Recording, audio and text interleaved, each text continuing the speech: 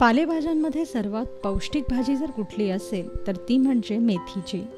चवीला थोडीशी तुरट जरी असली तरी तब्येतीला मेथी अतिउत्तम असते आणि या मेथीच्या भाजीत सुकं जवलं पडलं तर या भाजीची चव आणखीनच वाढते। चला मग आज आपणही बनवूया सुकं जवलं घातलेली मेथीची भाजी।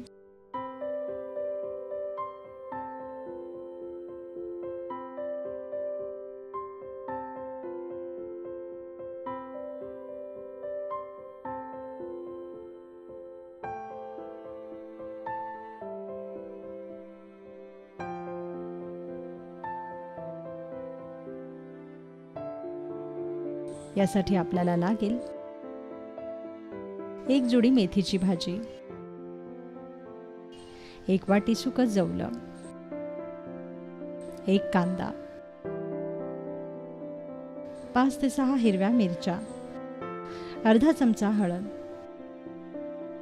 चवीपुरतं मीठ आणि फोडणीसाठी तेल। सर्वप्रथम सुकं जवलं तव्यावर कोरडं भाजून घ्या व मग वाहत्या पाण्यात स्वच्छ धुवून घ्या। आता कढईत तेल तापवायला ठेवा व त्यात बारीक चिरलेला कांदा घाला। कांदा तेलावर परतून घ्या आणि मग यात हिरवी मिरची घाला। वरून यात हळद घाला व 2 ते 3 मिनिटं भाजून घ्या।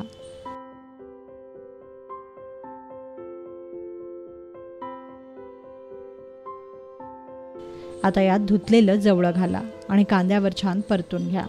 5 ते 7 मिनिटांसाठी जवलं तेलावर परता। या सुक्या मच्छीचा उग्र दर्प जाईपर्यंत मध्यम आचेवर हे जवलं असंच परतत राहा।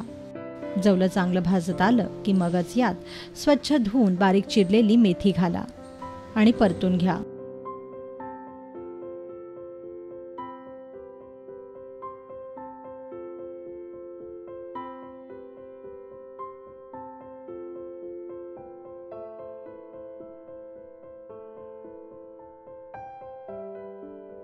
दोन ते 3 मिनिटं भाजी परतल्यानंतर यावर मीठ घाला व झाकण न लावताच भाजी शिजू द्या।